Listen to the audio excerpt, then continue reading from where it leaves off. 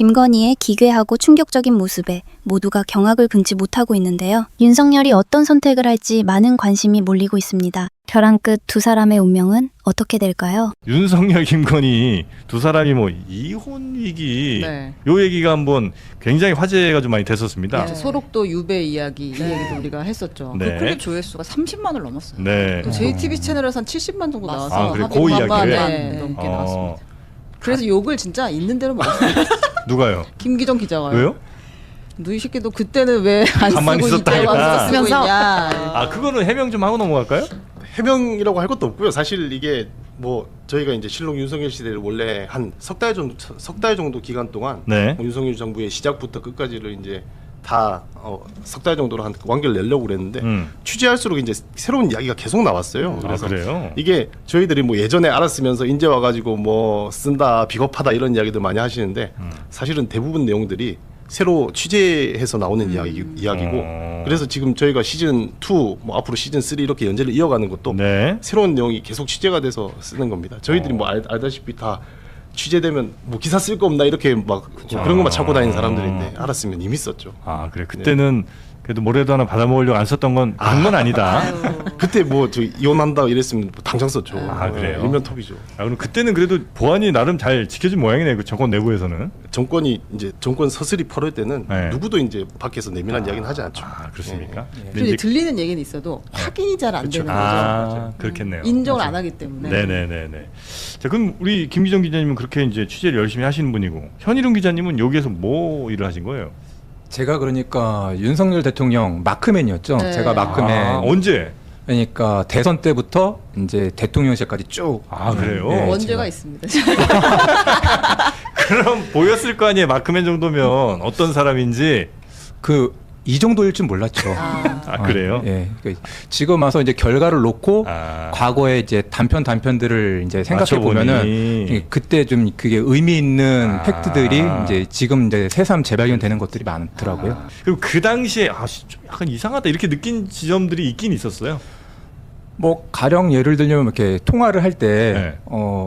제가 개인적으로 좀 충격적이었던 게 그 손바닥에 왕자를 써가지고 그 이제 네네. 토론에 나갔을 때 이제 저는 개인적으로 이제 그게 좀 충격이었거든요. 예. 그래서 이제 다음 날 아침에 이제 전화를 해요 제가. 예. 그러면 이제 전화를 안 받고 콜백이 오면 이거 뭐냐 네. 이렇게 이제 물어보면은 네. 이제 항변을 하죠. 네. 아, 이거 본인이 후보자 직접? 본인이. 네, 후보자 네. 본인이 본인이 할머니가 집 앞에서 기다리고 있다가 그걸 써주는데 어떻게 안 그걸 어떻게 만류를 하냐. 아. 그래도 이제 저는 여튼 마크맨이니까 이제 여러 가지 얘기를 나누다가 이거 싫어한다 사람들이 여튼 그런 거 하지 마시라 하면은 이제 아닌데 나 다음에 이마에 써갖고 나갈게 뭐 이렇게 삐뚤어질 테다 이런 거예요. 싫어해요? 아, 진짜요? 그렇죠. 직접 통화한 내용이에요. 예. 아, 이마에 쓰고 나간다는 얘기를 해요? 그러니까 완전 농담처럼? 그렇죠. 그러니까 저는 그때는 아유 왜 그러시나 아. 이제 이런 건데 이제 지금 이렇게 쭉 이제 다시 이제 돌이켜 보면은 그게 하나의 성격을 알 수 있는 어떤 단면이라고 해야 되나요? 야. 어떤 장면이라고 해야 되나요? 그러네요. 근데 누가 뭐라고 하면 한술 더 뜨는 거군요. 아. 청개구리 기질이라고 하면 좀 귀엽게 표현하는 것 같고 좀 그런 특징이 누가 있었던 자기한테 것 같아요. 뭐라고 하는 거를 잘 참지를 못하는 성격이군요. 그렇죠. 근데 이제 현희룡 기자는 대통령실 출입을 했잖아요. 네. 대통령이랑 당시 통화가 됐었던 걸로 아는데 후보자 시절이랑 좀 넘어갔을 때 초반에는 예. 직접 기자들이랑 전화를 하기도 했었대요. 예. 근데 끊긴 시점이 있나요? 일단 기본적으로는 그 대통령이 되고 난 다음에 당선 이후 아니면 취임 이후? 취임 이후 취임 이후에는 기자들이 조금 뭐라 그럴까 좀 문턱이 높다고 해야 되나요? 전화하기가 좀 불편하다. 그럴 이제 수 있죠, 뭐. 그런 게 이제 첫 번째로는 있었고 두 번째로는 갈수록 그 뭐라고 표현해야 되죠? 좀 대통령이 좀 멀어져 했죠. 이제 자기에 대해 거리를 좀 두기 시작했다. 쓴소리 하거나 이게 좀 이렇게 이쪽 길이 아닙니다. 이쪽 길입니다. 이제 이런 말을 하는 거에 대해서 이제 내가 대통령인데 이제 어떤 측면에서는 이제 계속 자신감이 올랐고 네네네. 네가 대통령 해봤어? 약간 이런 마인드가 있었고 네가 해봤어. 됐다. 정주영이야 뭐. 기성 언론과는 이제 갈수록 계속 멀어지는 그런 게 있었어요. 예를 도어 스태핑도 그렇고 비행기 타러 갈 때 특정 언론사를 안 태우려고 한다거나 문제가 계속 생겼죠. 또 그런 거 네. 하면 특정 언론사 기자들만 또 불러서 또 챙기기도 하고 그랬죠. 그때 CBS랑 채널 A였었나요? 뭐 그런 일이 있기도 네. 있었죠. 네. 충격적이죠. 네. 있을 수가 없는 일이죠, 사실은. 자기 싫어하는 기자를 1호기가 당신 게 아니거든요. 예. 예, 국가 건데 안 태운다거나 그리고 바로 그거예요. 그 비행기예요. MBC 기자들을 안 태우고 출국을 한 그 비행기 안에서 네. 이제 자기가 좋아하는 기자들을 따로 불러가지고 근데 그게 다른 기자들이 이렇게 따닥따닥 앉아 있는 비행기 아닙니다. 네. 그러면 이제 경호하는 사람이 와요. 네. 뭐 기자를 부르면 다른 기자들이 다 쳐다봐요. 어. 그러면 이제 딱 해서 나가는 그런 거거든요. 이제 그러면 이제 저희들은 뭐야, 황당하죠. 예. 근데 불려간 기자들도 당황하지 않았을까? 아 좋아했을 겁니다. 노코멘트 하세요. 네. 네, 알겠습니다. 그러다가 이제 진짜 이 양반 큰일 나겠다 싶은 시점은 언제쯤이었어요? 감이 좀 올 거 아닙니까? 이거는 안 되겠다. 제가 개인적으로 느꼈던 건 집권 쪽에 이제 지방선거를 사실상 승리하거든요. 네. 지방선거를 승리할 때까지는 분위기가 좋았는데 이제 도어 스태핑 때 계속 삐걱대기 시작했어요. 이제 말 하나하나가 이제 실언에 가까운 말들이 이어졌고 네네네. 감정을 직접적으로 노출했죠. 나 기분 나빠. 이제 그때 이제 노출을 하다가 한 번은 당시에 문재인 전 대통령 양산 사저 네. 극보수라고 또 제가 점잖게 표현하는 건데 그런 분들이 거의 쌍욕에 가까운 그 저주에 가까운 말들을 거의 24시간 그 양수 안에서 틀었거든요. 안정권 뭐 네네네. 이런 사람. 기억납니다. 네. 거기는 할머니 할아버지들이나 아니면 아기들도 다 같이 평온하게 사는 그런 동네였는데 네. 거의 이제 정신병을 토로할 정도로 맞아요. 힘들어하던 시기였거든요. 예. 그런데 이제 용산 핵심 참모가 대통령의 의중을 제가 물으니까 대통령께서 자제했으면 좋겠다라는 게 대통령 뜻이다. 그런 취지로 이제 말씀을 하셨어요. 그래서 진짜 그런가? 그러면 이건 의미 있다. 왜냐하면 통합의 대통령을 이제 초반에 기치로 네네네. 내세우기도 했고 좋은 얘기잖아요, 예, 그건요. 그런데 이제 기사를 제가 썼더니 며칠 뒤에 이제 도어 스태핑 때 한 워딩이 모든 건 법대로 하는 겁니다. 그거 사실상 그런 시위를 독려하는 거거든요. 법에 위반하지 않는 건데 뭐 누가 뭐가 뭐라고 문제예요? 하겠냐. 그게 왜 문제냐라는 식으로 얘기하길래 이거 뭔가 이상한데 이게 내가 아는 대통령 맞나?라는 생각을 갖게 됐죠. 네, 알겠습니다. 그럼 하여튼 지금부터는 이제 실록 윤석열 시대 그 책의 내용들 그리고 취재하셨던 내용들을 조금 더 집중적으로 여쭤볼 텐데 일단 12월 3일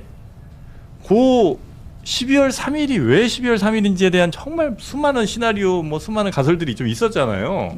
예, 근데 그거는 지금은 좀 밝혀졌습니까? 가능성 가장 높은 이야기가 뭐 좀 정리가 됐습니까? 뭐 취재를 좀 더 깊게 하시면서 나온 게 좀 있습니까? 제가 이야기를 할까요? 네. 이게 사실 다들 뭐 똑같이 궁금했을 것 같은데 왜 하필 또 화요일이었지 않습니까? 그렇죠. 조금 뭐 저희가 생각해도 잘 알지는 못하지만 좀 상식적으로 네. 지역구 의원들이 목요일이나 금요일 밤 정도 되면 이제 다 지역구에 내려가는데 그러면 그때쯤 계엄 선포를 하면 계엄 해제하러 갑자기 올라오지도 못할 거고 그럼 그럼 쉽게 어떻게 보면 성공을 했을 수도 있는데 왜 하필이면 화요일이었을까? 12월 3일이었을까? 네. 여기에 대한 좀 궁금증이 있었는데 실제로 취재를 하다 보니까 그때 뭐 나왔던 말들이 이제 체포 명단 14인 뭐 이렇게 해가지고 이제 윤석열 대통령이 체포 명단 14인을 이제 지목을 해서 그걸 이제 잡으러 다녔다는 거 아닙니까? 그 네. 사람들은 거기에 좀 비밀이 있는 것 같아요. 그러니까 이제 그 명단들을 살펴보면 지금은 이제 대통령이 된 이재명 대표, 그다음에 우원식 국회의장, 뭐 한동훈 국민의힘 대표, 이하경 국회 부의장 뭐 이런 분들인데 뭐 박찬대 민주당 원내대표, 네. 정청래, 김민석 그렇죠. 다 있고 네. 조국 이게 어떻게 보면 계엄 해제 투표를 하게 되면은 아주 결정적으로 역할을 할 사람들이지 않습니까? 예. 민주당 의원들을 이제 다 뭉치게 할 그렇죠. 사람들이고 네. 국민의힘에서는 계엄 해제 세력이 될 수 있는 그런 세력들을 이끌 수 있는 사람이 한동훈 대표고 그래서 이 사람들이 다 국회로 달려올 텐데 그럼 이 사람들을 한꺼번에 잡을 수 있는 시점이 12월 3일이 아니었을까? 왜냐하면 다음 날에 12월 4일 날에 국회에 본회의가 예정돼 있었거든요. 그 최재해 감사원장하고 이창수 네. 중앙지검장. 네. 중앙지검장 등 탄핵 저기 때문에. 탄핵안 3명 탄핵안이 표결이 올라갔었죠. 있었기 때문에 이 사람들이 아. 다 저기 국회 주변에 모여 있었고 오히려 지방에 뿔뿔이 흩어져 있는 게 아니라 이 사람들이 국회 주변에 모여 있을 때 일망타진하려고 그랬지 않았을까? 이게 지금 특검 수사팀이 좀 내부적으로 내린 결론이라고 그렇게 취재가 돼서 이제 역발상이네. 예, 그냥 한 그거는- 번에 어차피 모여 있을 때 잡아버리면 그렇죠, 예. 표결은 못 할 것이니까. 오히려 근데 왜 그 작전은 잘 못한 거예요? 그 잡으려는 노력을 하긴 했었었나? 그러니까 이제 뭐 제가 볼 때는 예. 너무 대한민국 국민들의 국민성이라든지 아니면 이제 계엄군 또는 경찰들의 높은 이 시민 의식을 전혀 생각하지 못했던 게 거의 아닌가라는 관심이 생각이 없었겠죠, 듭니다. 그것은. 예. 그래서 그냥 혼자 생각에는 12월 3일 날 요때 그냥 이 녀석 싹 잡아갖고 내가 그냥 어디 데려다 놓으면 아무 짓도 못 하겠구나. 그쵸. 이런 생각을 아마 한 게 아닌가라고 특검이 이제 좀 추정을 하고 있다는 거죠. 그럼 그 외에 뭐 별별 얘기가 많았잖아요. 뭐 날 받아서 했다. 예, 날을 받았다. 뭐 네. 명태균, 뭐 잡힌 날, 명태균이 또 뭐 저주퍼분, 뭐 이런 등등등 얘기가 많았는데 그보다는 아마 그 국회를 이끌 수 있는 구심점이 될 만한 사람들을 한 번에 다 잡아 넣을 수 있는 그날을 아마 택한 것 같다. 왜냐하면 이게 뭐 사실 좀 무책임하게 무속 점지서를 좀 이야기하는 사람들이 많고 저도 네, 네. 실제로 하필이면 뭐 주말에 하지 왜 이날 했을까 네. 무속이 찍어준 날 아닌가 이렇게 생각을 했었는데 네. 이게 좀 어떻게 다른 의미로 보면 이게 윤석열 전 대통령의 이 비상계엄 선포 행위에 대해서 좀 책임을 경감시켜주는 측면이 있어요.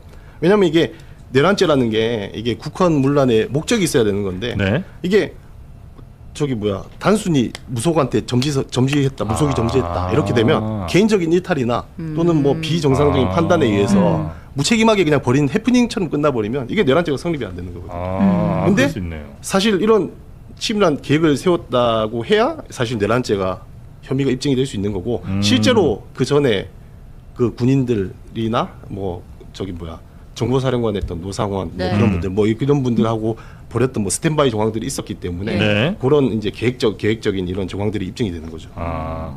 그러면 그 시나리오로 만약에 끼워 맞추면 그 시나리오를 한번 쭉 적용을 해보면 다른 이야기들이 대략 좀 맞아요. 예를 들면 뭐 단전 단수한다 뭐 이런 등등 여러 이제 계획들이 있었잖아요. 그게 그 14명의 체포랑 딱 아기가 잘 들어맞는 그런 이야기예요. 저희가 시나리오를 대충 이제 뭐 취재한 것도 있고 예. 저희들도 이제 나름 이제 정확 취재가 안 된 부분은 나름 이제 추정의 영역으로 이제 이어붙이는 건데 저희들이 생각해 본 시나리오가 제가 좀 정리를 해왔는데 일단은 이제 국회를 봉쇄한 뒤에 네. 비상계엄 선포를 하고 국회를 봉쇄한 뒤에 국회의장과 이제 이하경 부의장 이렇게 이제 포함한 민주당 의원들 네. 그리고 한동훈을 포함한 국민의힘 계엄 해제 동조 세력들 이런 분들을 다 체포를 해서 계엄 해제 가능성을 제거하는 게 이제 아마 첫 번째 목표였을 것이고 예.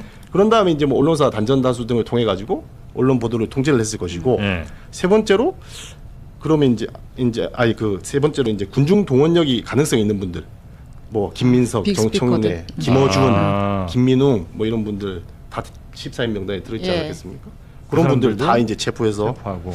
국민 저항을 좀 방지 또는 약화시키는 게 목적이 있었을 거고 그리고 나서 선관위 관계자들도 체포 대상이 있었잖아요. 예. 그분들을 이제 체포해서 뭐 어떻게 뭐 진술을 듣거나 해서 부정선거 자백을 받아낸 다음에 뭐 총선과 그로 인해서 이제 당선된 국회의원들을 그 선거 결과를 이제 무효화시키고 그런 다음에 이제 비상 입법 기구를 만들어서 입법 부를 장악하고 계엄의 목적을 달성하는 게 이게 최종적인 시나리오가 최종적인 시나리오였지 않겠느냐. 쉽게 얘기하면 할 수 있는 건 다 한 겁니다. 뭐 어설프지 않았어요. 예. 굉장히 치밀했고 네.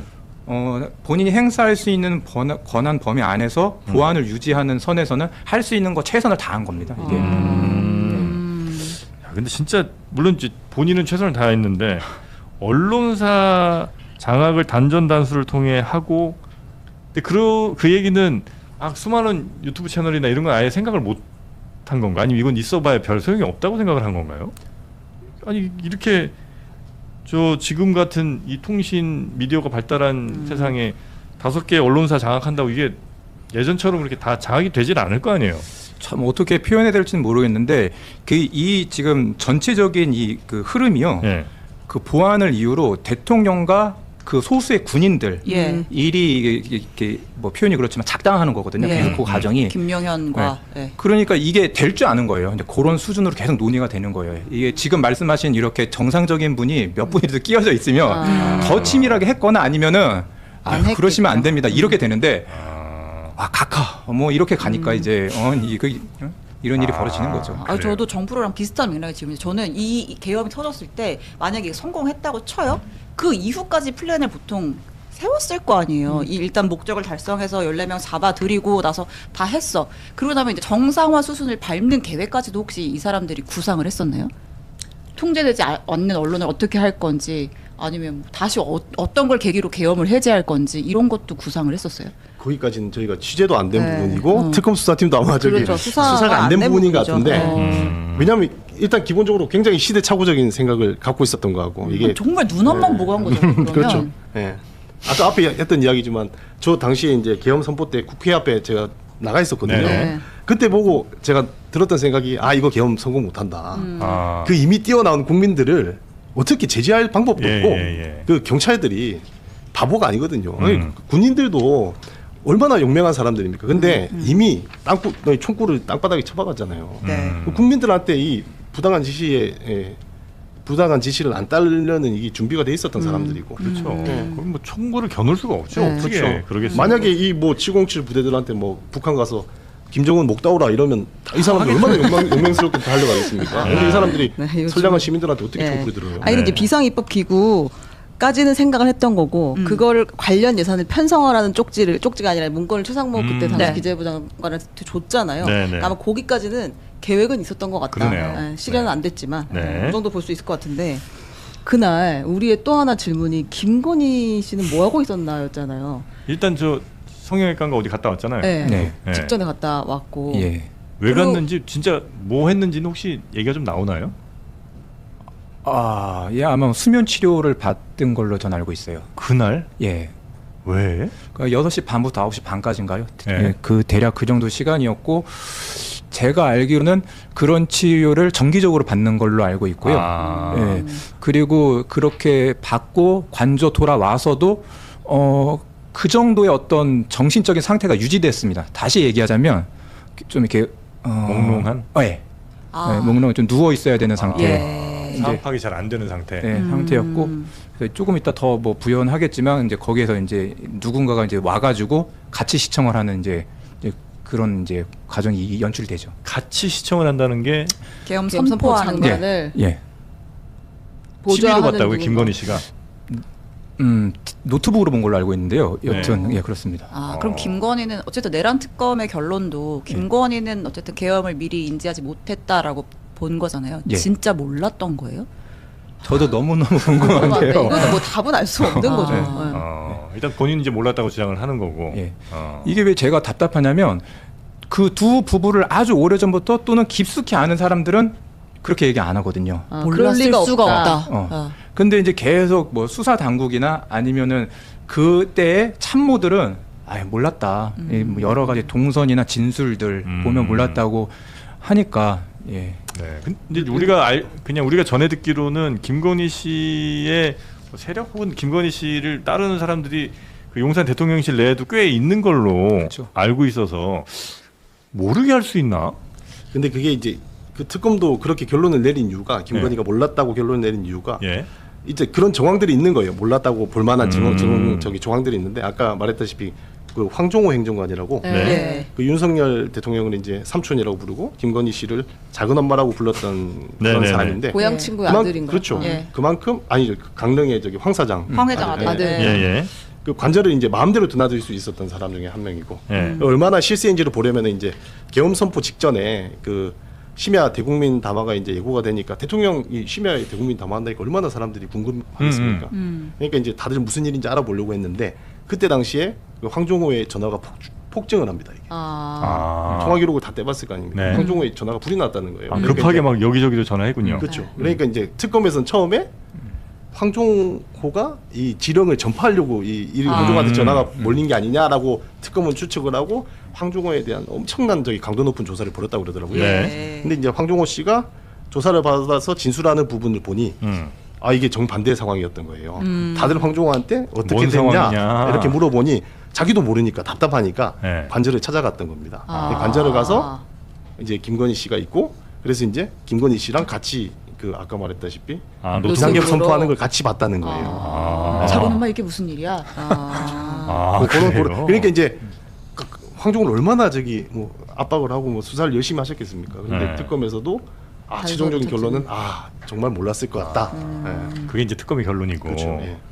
그러면 그 왜 김건희 씨가 막 엄청 화를 냈다고 너 때문에 다 망쳤다 뭐 이 얘기가 있었잖아요. 그게 이제 그러면 그 선포하고 나서 직후에 한 얘기예요? 언제쯤 한 얘기입니까? 그 이야기는 예. 그 이야기는 추후에 했던 이야기고 그날 새벽에 이제 윤석열 대통령이 계엄 해제까지 끝나고 귀가했을 때는 예. 너 때문에 다 망쳤다 이런 워딩은 아니고 네. 대신에 어떻게 이럴 수가 있냐 김건희 씨가 아. 윤석열한테 네. 예, 윤석열 대통령한테 그렇게 이야기를 했다는 거예요. 그 상황도 저기 황정호 행정관이 다 목격을 했다고 진술했어요. 아. 어떻게 이럴 수가 있냐? 네. 아. 나한테 말도 안 하고 이런 큰 일을 너 혼자 했어 이런 취지예요? 그렇죠. 어. 뭐 그럴 수도 있고 네. 저는 좀 다르게 해석하는 게 아마 저는 김건희 씨가 이걸 알았더라면 저는 오히려 계엄을 하지 않았을 거라는 생각도 하거든요. 아. 네. 아 그거는 안 된다는 거 정도의 생각은 김건희는 했을 것이다. 뭐 선배 모르지만. 너무 잘 아시겠지만 저기 취재를 하다 보면 정부 감각은 오히려 김건희 씨가 나았다는 네. 그런 이야기가 아주 많습니다. 네. 아 그런 걸 좀 우리가 알 수 있는 사례 같은 거 혹시 하나 있습니까? 김건희가 그래도 훨씬 낫더라. 그 뭐 가령 예를 들면 예. 대선 후보 때 이른바 뭐 전두환 찬양 예. 발언 뭐 그런 걸 한번 해요. 어. 뭐죠? 쿠데타 빼놓고는 다 잘했다는 사람들이 있다. 뭐 그 발언을 하는데 이제 사과를 해야 된다는 요구가 막 비등했죠. 비등했는데 그때 이제 그 윤석열 당시 후보는 아니 그 뜻이 아니다. 사람 잘 써야 된다. 전두환이 좋은 사람은 아니었지만 사람을 잘 써가지고 경제는 일으킨 거 아니냐 그런 취지였다라고 하는데 아니 그게 아니고 그래도 부적절한 발언이었고 상처 입은 사람들이 있으니까 사과하시라 그래가지고 이제 그거를 계속 못하겠다고 해요. 이제 그때 이제 김건희 씨가 나와서 큰 소리를 치죠. 사과 지금 무슨 소리냐고 100번을 사과해도 이게 모자라는 건데 언제 어디서 그 대선 후보 때 이제 아크로비스타에서 아크로비스타에서 아 윤석열에게 예. 그래요. 지금 100분을 사과해도 모자란 상황인데 뭐 하고 있냐고 빨리 가서 사과해라. 예. 말인즉슨 그렇게 대통령이 이제 후보 시절에 참모들과 회의를 할 때 김건희는 늘 동석을 했다는 거죠. 자리에 앉아서 그렇게도 가만히 볼수 듣고 있다가 확 껴들어가지고. 그런 경우도 많죠. 그러면 이렇게 김건희 만약에 이제 배제가 됐다는 그러니까 특검 결과를 받아들여서 만약에 배제가 됐다면 윤석열은 이 비상계엄을 그래도 온전하게 하려면 김건희랑은 김건희한테 얘기하면 안 되겠다는 판단을 한 거예요? 아니면 그 사람한테까지 피해가 만들 것 같다 이제 이런 판단이었던 거예요? 제가 조금 설명을 드리자면은 네. 그 김건희는 그 특징이 뭐냐면요. 어떠한 의사 결정을 하기 전에 전화를 상당히 많이 돌립니다. 아. 그리고 그 전화를 돌리는 그 수준이요. 어떻게 표현해야 될까요? 그냥 장삼이사한테 다 돌립니다. 아하. 그 분야의 민심 청취. 예, 그 최고의 전문가한테 꼭 그렇게 탁 묻는 게 아니고 뭐 관상가한테도 전화 걸고 생각나면 그냥 전화해요. 그래서 반인 친한 뭐 쭉 많이 돌려요 전화를. 예. 많이 돌려가지고 그리고 이제 그 전원을 이제 윤석열 뭐 후보나 대통령에게 그 교수님은 이렇게 말씀하시고 그분은 이렇게 말씀하시고 다 그걸 구구절절히 얘기하는 스타일이에요. 그래서 요지인즉슨 보안이 상당히 셀 여지가 큽니다. 만약 김건희 씨가 이렇게 함께했다면 그 계엄 전 한 열흘 동안은 계속 전화가 불나게 돌아갔겠네요. 뭔가 큰 일을 도모하기 좀 힘드네. 그럼 김건희 씨랑은. 근데 아까 후자로 말씀하셨던 부분 있잖아요. 예. 그것도 아예 배제는 안 해요. 저는. 그래요. 예. 진짜 사랑이 지극하긴 했던 거예요? 아예 배제는 못 하겠습니다. 그래요. 예. 어떻게 또 그렇게 그럴 수가 있나? 근데 이 두 사람이 뭐 이혼 위기까지 갔다고. 그래서 뭐 윤석열 씨가 그때 뭐 무슨 호텔 서울에 있는 뭐 호텔에 나와서 뭐 거의 별거 비슷하게 하려고 했었다는 얘기도 있지 않았습니까? 예, 광화문에 있는 포시즌스 예. 호텔이라는 데 있었고 저희가 그게 언제 시기가? 시기가 인수위 인수위 때예요. 네. 4월달. 때. 예. 2022년 4월달. 네. 인수위- 왜 나온 거예요? 이게 그것까지는 명확하게 그 취재가 안 되는데 네. 일단 저희가 이거를 쓰게 된 계기는 당시 포시즌스에서 윤석열 당시 그 당선인을 직접 만난 사람. 그래서 이제 아주 묘사를 세부적으로 하더라고요. 예. 만났더니 씩씩대면서 자기의 그 소매를 걷어 올렸고 거기에는 상처가 많이 있었고 상처요? 예. 긁힌 상처? 긁힌 상처. 손톱으로? 이게 다 지금 돈 주고 보셔야 되는 이거 가만히 계세요. 여기 냄새 피우다 적당히 끊어. 그래서 상처가 있었고 그래서 이제 그 워딩이 네. 더 이상은 못 참겠다. 이혼해야 되겠다. 이혼해야 되겠다. 네, 그렇게 이제 말을 했고 당선인 시절에. 예. 오. 그래- 그 전에도 쌓인 게 좀 많이 있었나 보네요, 그죠? 그러면서 설명했던 게 대선 때 너무 힘들었는데 네. 내가 내 아내 때문에 네. 이제 그런 식의 워딩도 있었고 근데 여기서 주목해야 될 또 다른 포인트가 그걸 듣는 사람 있잖아요. 근데 통상 우리가 티티카카가 아유 그러지 마시고 뭐 지금 좋은 때인데요. 이렇게 네. 하기를 서로 그쵸. 바라잖아요. 알려주고 근데 봐요. 뭐 하실 수 있으면 하시어도 나쁘지 않죠라고 반응을 하니까 주변 사람도 워낙 이제 리스크 덩어리라고 이제 생각들을 아마 주변 분들도 하셨던 모양이네요. 네. 근데 이제 김건희 때문에 힘들었다 대선 내내 그 말은 본인과 생각이 달라서예요? 아니면 권력을 좀 더 쥐려고 해서예요? 정확한 건 모르겠는데 제가 그래도 마크맨으로서 돌이켜 보면은 대선 때 예를 들면은 뭐 7시간 녹취록이라든지 네. 그밖에 뭐 허위 경력 이슈라든지 네. 이게 모든 이슈들을 다 잡아먹었거든요. 아. 그게 이제 계속 긍정적인 뭐 정책 이슈를 내도 결국 거기에 파묻히고 뭐 우리가 단적으로 7시간 그 녹취록만 봐도 그게 그 커튼 뒤에서 내내 이제 그 통화를 했다는 거잖아요. 예. 근데 이제 뭐 그래서 이제 그거 이제 표현이 그렇지만 뒤치다거리 하느라고 얼마나 이제 캠프에서 힘들었어요. 그런데도 이제 인수위 때 또 이제 뭐 이제 자기 어떤 과시나 자기 사람들 이제 앉히려고 심으려고 하니까 이제 힘들죠. 근데 부인 자체가 이제 리스크이고 계속해서 해결해 나가야 할 과제로 있어서 힘들었다는 거군요. 그 포시즌스 호텔은 제가 하나만 좀 네. 설명을 하면 이게 원래 포시즌스 호텔에 머물렀던 거는 계속 머물르긴 했어요. 근데 이게 자문이나 숙박을 했던 건 아니고 네. 일종의 안가였던 거죠. 인수위가 통이동에 있으니까. 네. 근데 이제 인사 관련이나 민감한 보안 관련 사항은 근처에 있는 포시즌스 호텔 집무실에서 이제 처리를 했었던 건데 네. 이때는 이제 거기서 외박까지 한 거죠. 집에 안 들어가고. 그렇죠. 부부싸움을 하고 그랬던 이야기. 근데 그 결말은 어떻게 됐습니까? 뭐저 꿇고 들어가나요, 행복하게 다시? 취임식 날 같이 두 분이서. 예. 그래요? 그러니까 주변에서 이혼 그러시죠 하시죠 했는데 결국은 이제 윤석열이 결국 또 져주고 이제 들어간 거예요. 말려주길 바라지 않았을까요? 내가 이 정도까지 했다. 뭐 측근들한테도 그런 좀 뭐 그런 거일 수도 있고. 아니 김건희 씨는 그 윤석열과 함께 약간의 공동 정부 같은 생각을 했던 거는 맞아요? 우리 그 시리즈 중에 그 아마 현윤호 선배가 저기 취재했던 에피소드 같은데 그런 부분이 있어요. 이제 윤석열 대통령이 취임하고 나서 직후에 대통령실 이제 고위 관계자가 대통령한테 이제 보고해야 될 중요한 사안이 있어가지고 보고서를 올렸는데 보고를 하고 나서 이제 돌아왔더니 여사라인 인사가 전화가 왔다는 거예요. 네. 이분이 아주 고위 관계자인데 뭐 직급은 훨씬 낮았겠죠. 근데 여사라인 인사가 전화가 와서 대통령한테 보고서를 올리셨다면서요? 이렇게 물어봐서 올렸다. 그러니 왜 보고서를 한 부만 만드셨어요? 응? 그러면서 앞으로는 너 두 부를 만들어 주셨으면 좋겠다. 그러면서 한다는 말이 이제 태양이 두 개인 거 모르셨습니까? 그런 말을 했다는 거예요. 근데 이게 일단 첫 번째는 자기가 보고하고 나온 걸 이 사람이 어떻게 알았을 거며 두 번째는 대통령한테만 당연히 보고해야지. 그럼 대통령 말고 누구한테 보고해? 말이 안 되는 거잖아요. 여기서 잠깐 그 첨언을 하자면 여기서 잠깐 첨언이 대체로 재밌네요. 저희가 멀리 갈 필요가 없는 게요. 네. 김건희가 명태균한테 맞아요. 이런 말을 합니다. 저기 선생님, 저희 사실은요, 공천이랑 인사권 50대 50 하기로 이미 네. 약속했어요. 맞아요. 그 얘기를 직접 합니다. 네. 근데 진짜 그랬을까? 뭐 그런 정황들이 있잖아요. 사람을 많이 밀어 넣었고. 어떻게 50대 50 생각을 하지? 그 윤석열 대통령이 후보 시절부터 여러 차례 했던 워딩 중에 하나가 네. 패밀리 비즈니스라는 맞아요. 말을 하거든요. 제가 아는 사람은 갑자기 국민의힘이 어느 날 기습 입당을 해요.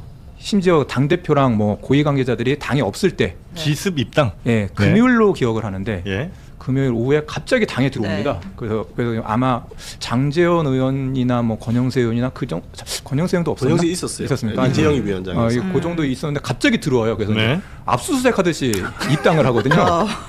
그런데 이제 그때 이제 통화하는 인사가 아니 이게 당 대표랑 이리저리 뭐 이렇게 여튼 얘기하고 들어오셔야 이제 그랬더니 어차피 선거는 패밀리 비즈니스야. 이 얘기를 했다고 하더라고요. 다시 얘기하자면 예.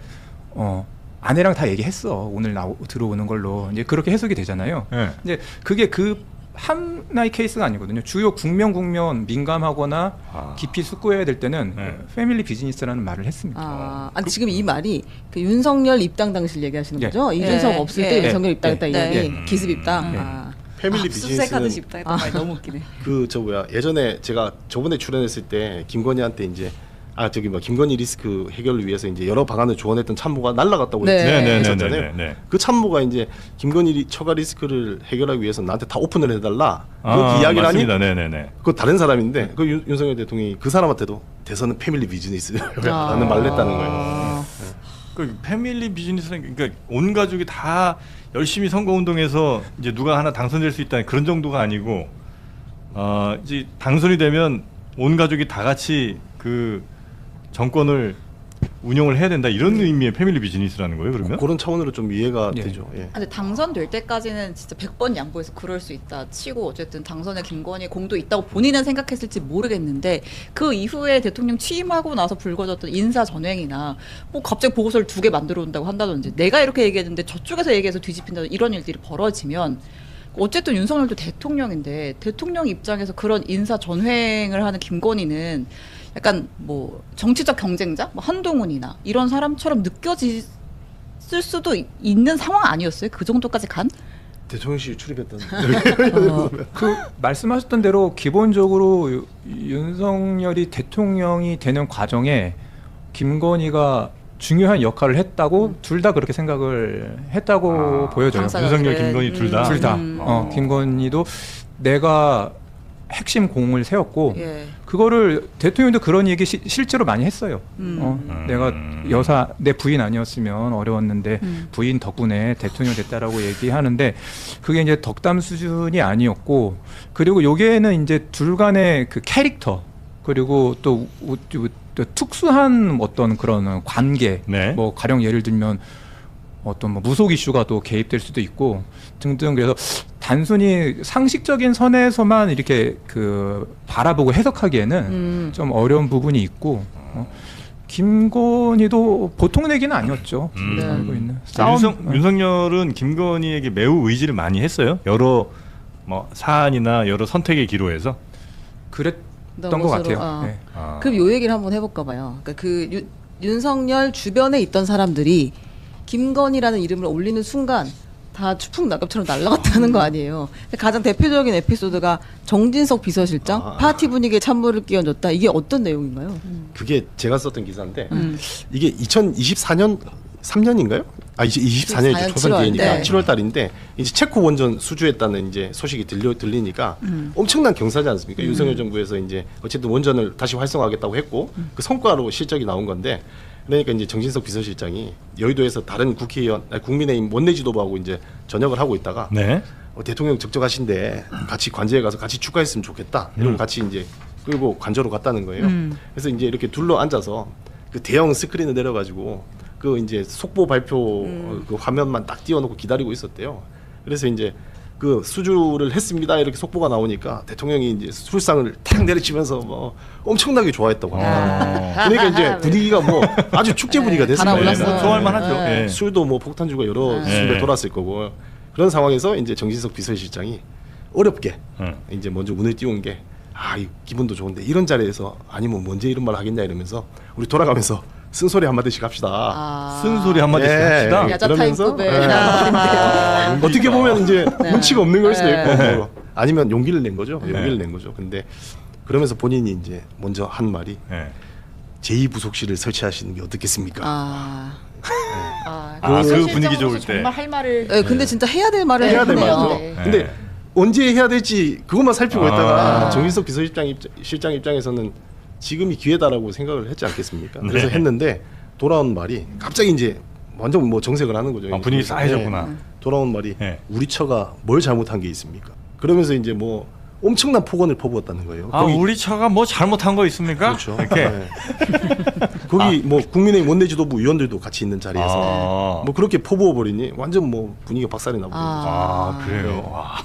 공개적으로 그러니까 단둘이 있을 때 얘기도 아니고 공개적으로 그러면 다른 사람들은 아예 말도 못 꺼내겠네요 이제. 그런 것들이 뭐 한두 번이 아니었으니까 정진석 실장도 그때 뭐 기분 좋을 때를 맞춰서 이야기를 꺼냈을 텐데 네. 그런 일이 반복되고 그런 것들이 뭐 말이 전해지고 하면서 이제 아무도 그런 말을 꺼낼 용기를 못 갖지 않았겠습니까? 그렇게 비극이죠. 정진석 비서실장이 쓰러져가고 그 앞서서 윤 핵관들이 이제 하나씩 사실은 그 철옹성처럼 보위하고 있다가 하나씩 떨어져 나가잖아요. 그 어떤 계기로 인해서 초반에 제일 실세였다고 하는 사람 장제원 그 누구죠? 전 의원. 전 의원이었는데 이 어떻게 된 건가요, 이분? 이게 장지원 의원 같은 게 이게 인수위 대선 후보 때부터 한번 좀 살펴볼 필요가 있는데 사실 네. 윤핵관이라고 하면 초기 윤핵관이라고 하면 이제 뭐 권성동, 장지원, 윤한홍 윤한홍, 이 네. 세 분이 제일 대표적이지 않습니까? 이분들이 사실 윤석열 대통령이 국민의힘 후보가 됐는데 뭐 결정적인 역할을 일등 했던 공신. 그렇죠. 1등 공신이죠. 네. 왜냐하면 윤석열이라는 사람은 어쨌든 보수 진영의 전직 대통령 두 명을 감옥에 보냈던 사람이고 그 전에 정치를 안 해봤기 때문에 국민의힘 이 보수 진영의 조직이 없었지 않습니까? 네. 근데 이 세 명이 어쨌든 붙어서 그 조직을 다 만들어줬고 예. 그래서 이제 민심에서 앞섰던 홍준표를 누르고 그 당심을 조직력에서 이기죠. 조직력을 장악한 윤핵관들이 이제 윤석열을 대통령 후보로 만들었던 건데 네, 1등 공신들. 그렇죠. 그 중에서도 장지원 의원이 초반에는 아주 제일 실세였습니다. 뭐 한두 달 뒤에 이제 대통령실에서 이제 대규모 숙청 사건이 일어나는데 네. 장지원 라인 이른바 한 170명을 속아낸 사건인데 장제원 선배가 라인이 당시 70명이나 있어요. 대통령실 한 400여 명 있지 않았었나요? 1000명 정도 그렇게 되지 않나요? 많아요? 뭐 공식적으로 확인되지는 않지만 이 보안 상황이라서 이 기본적으로 그 대통령의 인식이요. 네. 어공이라고 늘공이라고 이런 표현이 있거든요. 네. 어공은 어쩌다가 공무원이 된 네. 사람들, 정치권에서 네네네. 간 사람들이고 이제 늘공은 원래 이제 공- 네. 공무원이었던 사람들인데 그 어공에 대한 불신도가 더 높습니다. 아 얘네들은 뭐 그러니까 정치권에 대한 불신도 높은데 그래서 뭐 기본적으로는 이렇게 그 어공에 대한 불신이 높은 상황에서 원래 사람이라는 게 뭐 어떻게 굴러가도 잘 굴러가고 뭔가 지지율도 높고 뭐 하는 게 다 잘 되면 다 넉넉해지거든요. 사람 마음이란 게. 근데 이게 내 계속 빠져 뭐가 지지율도 빠지고 뭐 운동선수는 경기 뭐 스코어 안 본다고 하는데 사실은 그거 엄청 신경 썼거든요. 전광판 엄청 봅니다. 전광판 엄청 신경 썼는데 네, 이제 지지율이 계속 하면 이게 원인이 뭐야? 왜 이렇게 뭐 이렇게 안 되는 거야? 우리는 하는 것마다 이렇게 되니까 용산 내부가 잘 안 굴러갑니다. 이게 뭐야? 뭐 한번 알아봐봐 원인을. 이제 보완하고 알아보다 보니까 뭐 이렇게 자기네들끼리 SNS나 뭐 이런 거, 뭐 카카오톡이나 텔레그램 파가지고 정보 공유하고 그 일부를 또 장제원 의원한테 넘기고 이제 이런 게 발견되니까 자기네들이라는 게 장제원이 심은 그렇죠. 사람 그렇죠. 170명이 추천한 사람. 추천한 사람이 그 네. 자기들끼리만 그렇죠. 텔레방을. 그렇죠. 장제원 라인 그렇죠. 텔레방이 있어. 대통령실 내부에서 있었던 일들을 각 부서에 있는 사람들이 계속 공유를 하는 거예요. 공유하고 보고하고. 장제원한테 보고하고. 열받을만 하네. 그렇죠. 그래서 이제 처음에 알아볼 때 뭐 50명대, 100명대 뭐 그런 식으로 이제 추정하고 시작을 했는데 네. 나중에 이제 규모가 그거보다 더 큰 거 보고 야, 이 정도였어? 야, 니들 뭐 하고 있었어? 너희들 나한테 충성하는 놈들 맞아? 이렇게까지 간 거죠. 진짜 극대노를 했구나 그때. 네, 극대노를 했죠. 근데 이게 네. 좀 선후 관계가 좀 달리 해석하는 시각들도 있는데 예. 이게 이제 감찰을 해서 알고 보니 장제원 라인들이 전횡을 일삼고 있더라. 네. 그래서 이제 대규모 숙청을 했다는 해석이 있는 반면에 장제원 세력이 너무 비호가 커지는 것 같으니 장제원 세력을 쳐내기 위해서 쳐내려고 일부러 이런 작업을 감찰을 했다. 했다. 그 당시에 이제 김건희 씨도 장제원을 굉장히 저기 견제했죠. 눈의 가시로 생각을 하고 있었고 초반에 되게 예뻐하지 않았어요? 초반엔 그렇죠. 근데 그 얘기 한번 했잖아요. 이상희 실종 사건 때. 그 자기가 밀어넣는 인사를 장제원이 쳐내니까 커트하니까. 김건희 대노해가지고 서로서로 몰랐을 거예요. 김건희 씨는 장제원 의원이 자기들이 부리는 수화라고 생각을 했을 거예요. 장제원 의원은 자기가 실권을 가진 실세라고 생각했고 그냥 김건희 씨는 영부인인데 이 생각을 했을 거예요. 그렇게 해서 이제 장제원 세력이 한 번에 쓸려 나가고 대통령실에서는 그 다음 권력이 뭐 빈 공백이 있지는 않을 거 아니에요. 누구로 채워지는 거예요 그러면? 그 뒤에는 김건희 씨가 세력으로 다 채워졌잖아요. 그 뒤에 위상이 아주 높아졌죠. 그리고 이제 당에서는 시작해서. 소위 말하는 뭐 신윤회관들이 등장을 했지만 사실 대통령은 정치인들에 대한 신뢰가 크지 않기 때문에 네. 예, 정치인들은 그냥 당에서만 좀 호랑이 같은 역할이지 뭐 대통령 앞에서는 힘을 못 썼다고. 장제원 전 의원은 하여튼 여기서 이제 끝났고. 아니죠. 그러니까 거기선 끝났는데 네. 나중에 다시 복권이 되죠. 다시 또 복권이 돼요. 그게 이 윤석열 대통령의 또 희한한 좀 용인술 중에 하나인데 네. 또 경쟁시키고 서로 이간질시키고 뭐 그런 게 아주 많죠.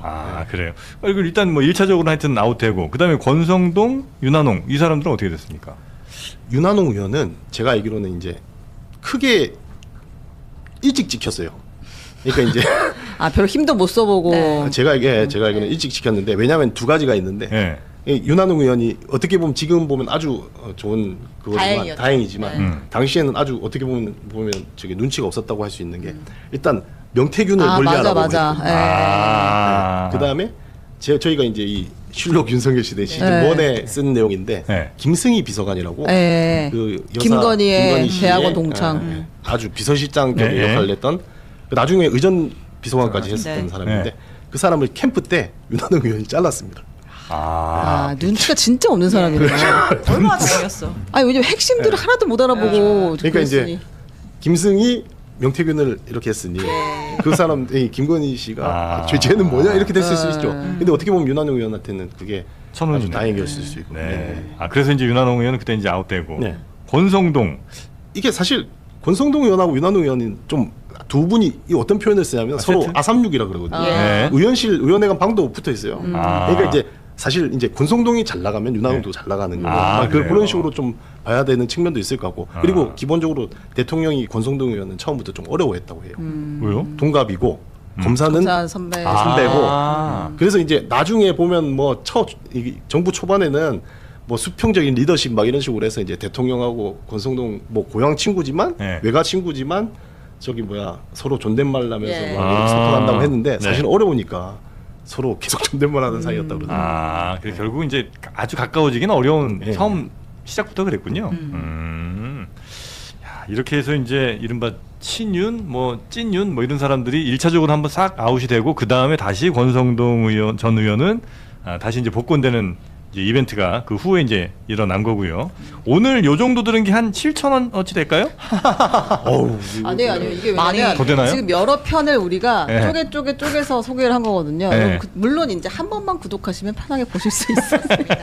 네, 요 내용들이 그 온라인 중앙일보에서도 이제 보실 수도 있고 아니면 더 중앙 더 중앙 플러스라고 플러스. 예. 네. 4,900원 결제하시면은 다 볼 수 있습니다. 네, 그리고 요 책을 읽으셔도 되는 거고요. 아니요, 지금 말했던 내용들은 아, 시즌 요는- 2 책이 나오면 이거는 이제 네. 시즌 2 책이고 네. 그 전에 내용들은 이제 시즌 1 책에 있고 시즌 1을 보고 읽으시면 또 저기 네, 어떻게 잘 그 이해가 책은 반응이 좀 좋다고 볼 수 있을까요? 저번에 장르만 여의도 나오고 나서 네. 역주행을 해가지고 저기 교보문고 정치사회 분야 종합 3위에 아 진짜요? 와우.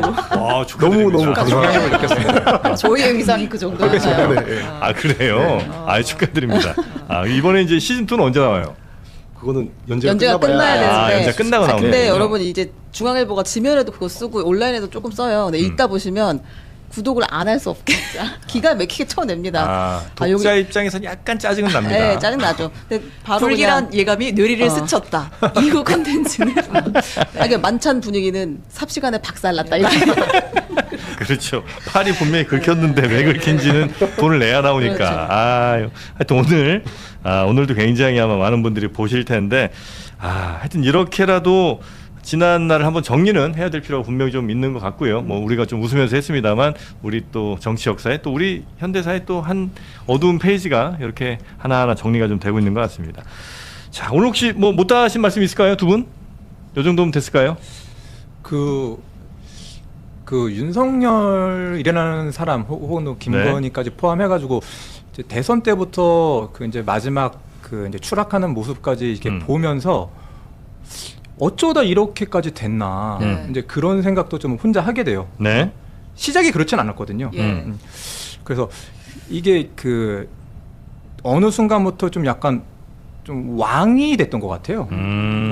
주변의 쓴소리, 특히 언론의 쓴소리, 참모들의 쓴소리를 듣기 거북스러워하고 스스로 이제 고립돼 가고 또 이제 좋아하는 말만 하는 또 그 이제 그 참모들이 주변을 둘러싸고 그러면서 이제 판단들이 그릇되고 네네. 결국 그렇게 나락으로 가는 건데 이게 저희가 그냥 윤석열 정부를 한번 이렇게 그 라운딩업을 하는 건데 동시에 좀 이렇게 메시지도 전해주고 싶은 그런 욕심도 있었어요. 어느 권력이든 이 유사한 패턴으로 갈 수 있다. 그러니까 늘 스스로도 긴장하고 네. 이게 5년 빌려받은 그 권력이잖아요. 네, 열심히 네, 일하라고. 네, 네. 그래서 그거를 잘 명심하고 했으면 좋겠다라는 그런 생각도 좀 해봤습니다. 네. 이건 근데 사실 역사에서도 우리가 참 많이 봤던 그림인 것 같은데. 그렇죠. 이 정부에서는 네. 진짜 무슨 정책을 가지고 찬반이 갈려서 부딪히고 그랬던 건 없어요. 윤석열 정부에서 그러니까 맨 나오는 있잖아요. 갈등이 의대정원. 의대정원 하나 있는 것 같고 아니요. 예를 들면은 외교안보 이슈에 있어가지고는 그래도 좀 평가할 만한 영역이 한미일 혹은 한일 그 동맹 관계 강화? 정상화 네. 뭐 이런 이슈들을 나중에 한번 짚어볼만 하고요. 네. 또 윤석열 정부 참모들 사이에서는 이제 임기 첫해 그 노동개혁 이슈 노동개혁. 그 이슈 통해 가지고 그래도 뭐 평가가 갈리긴 하지만 추투 이런 그런 어떤 그 고질적인 뭐 그런 문제에 대해서 뭐 그런 부분도 나름 그 윤석열 정부 참모들은 평가를 하는 영역이기도 하고 의대 이슈도 일단 뭐 결과와 과정은 부족한 부분이 많았지만 그 의도 자체는 또 그 영역에서는 평가할 부분이 있었다고 네. 보여지기도 해요. 하여튼 뭐 이 취재 계속 아마 하실 텐데 하다가 좀 비는 부분은 어떻게 뭐 면회라도 가서 좀 채우셔야 될까요? 그건 좀 어렵나? 아니 면회 갈 일이 더 많아질 것 같아요. 많은 분들이 다 안에 계시기도 하고 당시 정책 결정자들이 안에 계시고 하니까. 네. 제가 취재하면서 느끼는 점이요. 이런 말들을 저한테 막 해주시더라고요. 사실은 내가 그 텔레 그 저장한 거 많고 통화 저장한 거 많은데 지금 그냥 참고 있다고 말씀해 주신 분들이 제가 생각한 것보다 꽤 많았어요. 아, 제보하시는 분들 가운데. 네. 그래서 그 분들의 얘기를 듣고 이 그 두 사람이 꽤 많은 흔적들을 남기고 들어간 상태구나. 그리고 이제 아직도 뭔가 해줄 그 역사의 증언자들이 주변에 많이 있구나. 그런 생각이 들더라고요. 네네. 야, 이거 망치는데 한 3년 반 걸렸는데 이거 제대로 정리하고 좀 밝히는 것도 한 3년 반은 걸릴 것 같은 느낌이 얼핏 좀 듭니다. 알겠습니다. 오늘은 실록 윤석열 시대 공동 저자이신 현일훈 기자 그리고 김기정 중앙일보 기자 두 분 모셔서 이야기 좀 나눠봤고요. 함께해 주신 여러분 대단히 고맙습니다. 수고 많으셨습니다. 감사합니다.